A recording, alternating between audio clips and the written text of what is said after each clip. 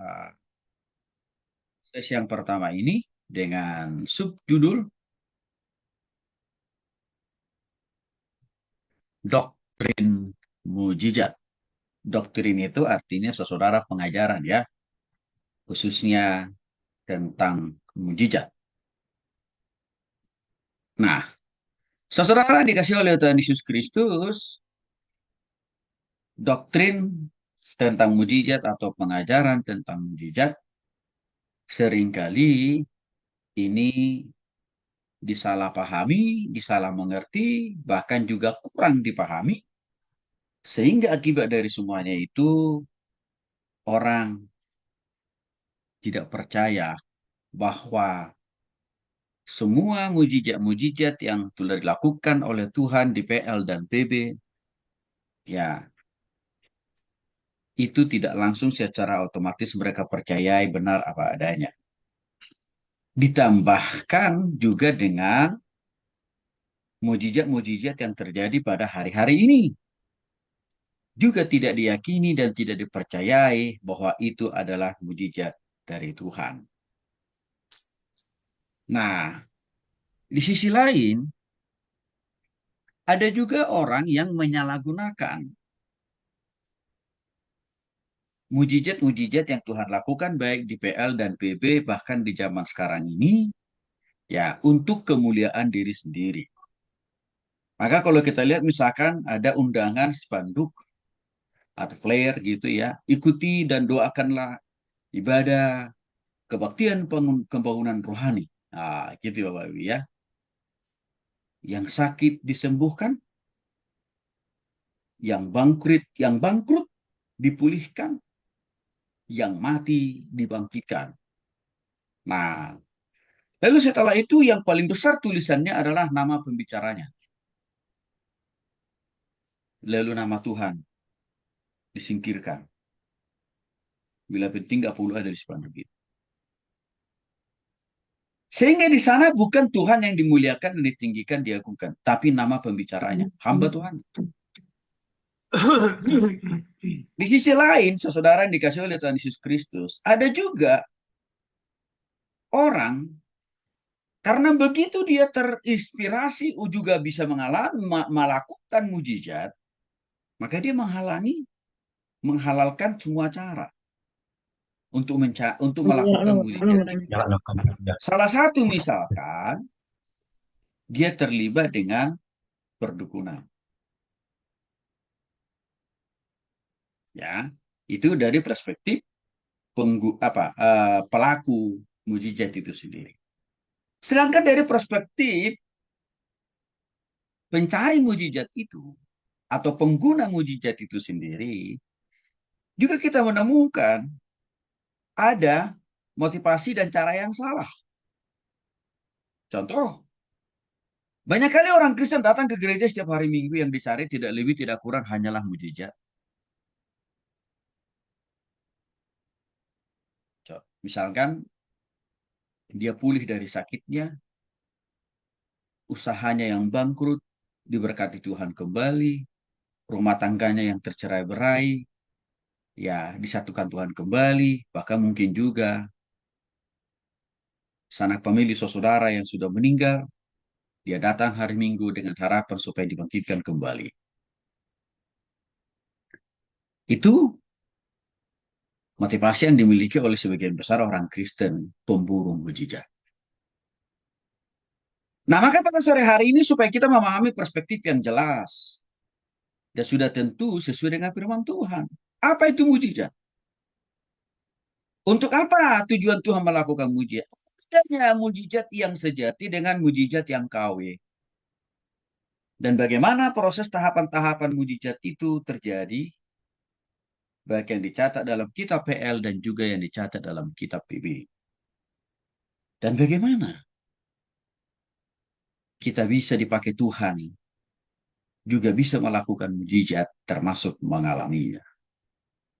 Maka itulah menjadi sebuah latar belakang mengapa kita penting memahami tentang pengajaran atau doktrin mujizat ini. Saudara di kesulitan saya akan mulai dulu dari ada apa dengan mujizat atau apa yang dimaksud dengan mujizat. Sekali lagi secara etimologi, mujizat adalah mujizat dalam bahasa Arabnya adalah mukjizat, beras ya akar katanya ajazah yang berarti melemahkan. Melemahkan siapa maksudnya? Melemahkan kuasa iblis kan gitu ya. Atau membuat tidak mampu iblis bekerja, mengganggu, menghantam, bahkan menghalangi pekerjaan Tuhan. Dalam bahasa Ibrani, kata yang umum digunakan di dalam istilah lain daripada mujizat adalah niflaot. Bahasa Ibrani adalah bahasa asli perjanjian lama. Yang artinya hal-hal yang ajaib, bisa juga menakjubkan, bahkan spektakuler atau luar biasa.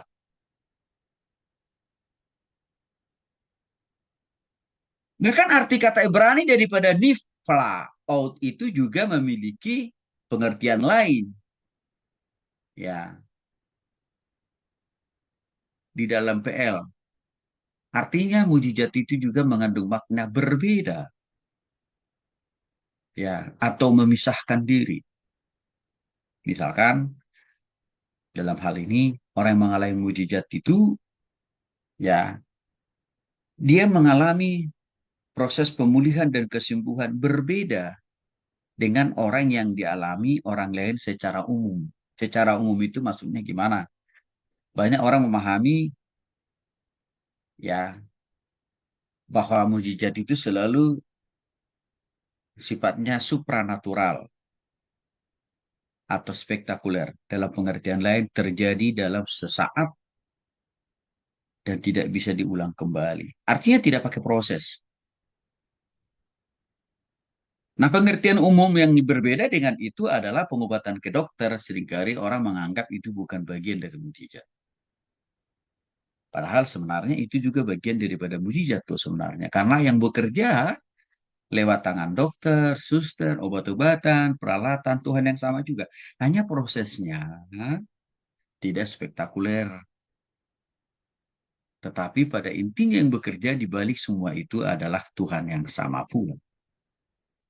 Dalam bahasa Yunani, kata yang sering digunakan di dalam memberikan pemahaman yang berbeda tentang mujizat adalah teras, yang artinya tanda, keajaiban, sama dengan mujizat itu sendiri. Ada juga istilah lain dalam bahasa Yunani daripada mujizat itu, namanya dunamis, yang berarti kekuatan dari Tuhan, serta kemampuan yang luar biasa atau kuasa yang berasal dan bersumber dari Tuhan. Sehingga menghasilkan yang namanya mujizat. Lalu menurut para teolog atau secara terminologi, apa yang dimaksud dengan mujizat? Yang pertama, menurut ensiklopedia Alkitab, juga menggunakan beberapa bahasa Ibrani, bahasa Aram, dan bahasa Yunani dalam menjelaskan arti kata mujizat. Yang rupanya dalam ensiklopedia Alkitab, mujizat itu juga memiliki makna tanda sama dengan mujizat itu sendiri. Itu menurut ensiklopedia Alkitab. Yang kedua, menurut Alkitab kita sendiri, mujizat juga diartikan sebagai tindakan Allah yang luar biasa. Kenapa dikatakan luar biasa? Karena melampaui akal, pikiran, perasaan manusia. Itu artinya luar biasa. Yang kedua, kenapa dikatakan luar biasa? Karena tidak pakai-pakai lama. Tidak pakai prosedur. Misalkan kalau kita ke rumah sakit harus daftar dulu. Lalu setelah itu kita kasih tanda jadi dulu kan, baru ditangani. Kalau BPJS-nya sudah nggak aktif, kita disuruh pulang.